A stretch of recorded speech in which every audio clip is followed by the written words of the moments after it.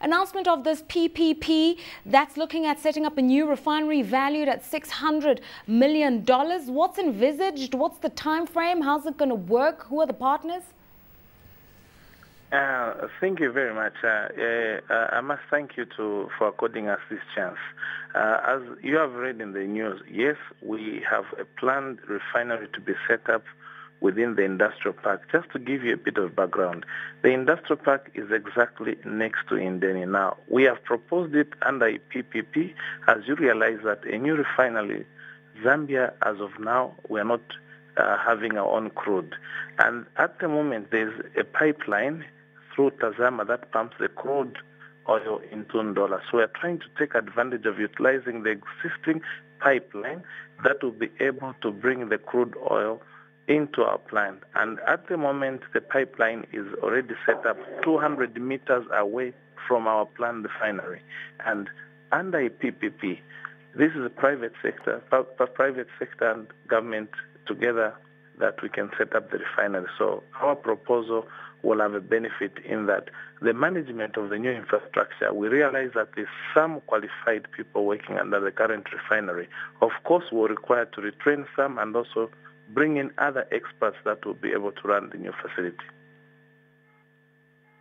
Line that runs from Dar es Salaam into Zambia already exists. So you're just going to be building on existing infrastructure. The problem, though, is that there have been so many supply disruptions. There have been so many maintenance issues. So there is a sense that if you're talking a refinery, even on an existing pipeline, you might need to make investments in this regard. How are you going to deal with some of the infrastructure concerns?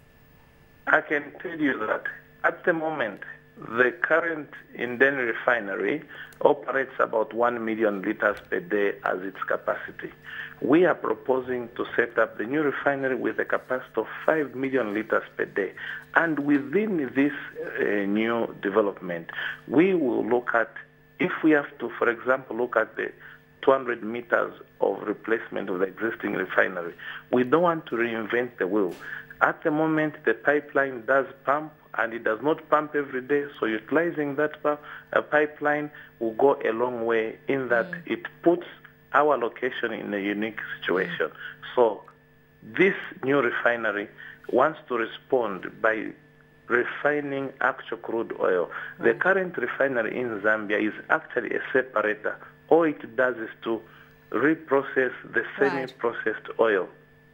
How's this going to reduce the costs of doing business? Because many industries are just bucking under the pressure caused by the importation of petrol and then again paying for the refining process. How's this just going to make things a little bit easier for industry?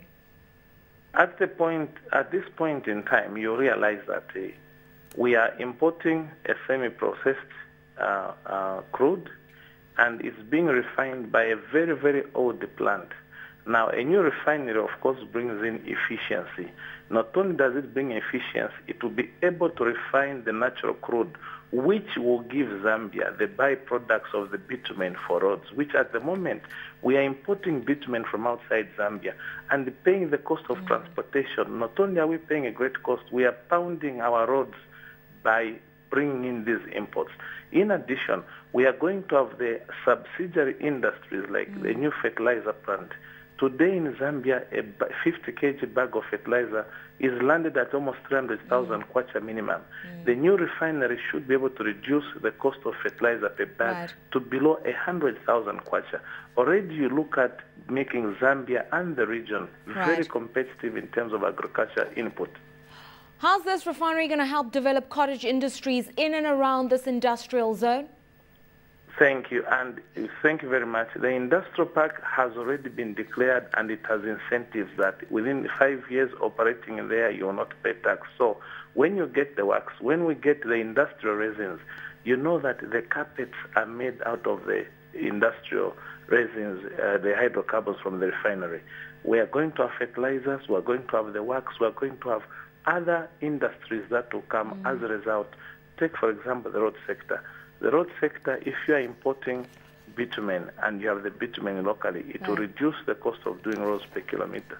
And if we look at the carpet industries, if we look at making these bags for packing our maize, our agricultural produce, it will go a long way in creating a spin-off effect in that it will be able to give us these byproducts which at the moment are not being produced in the current refinery.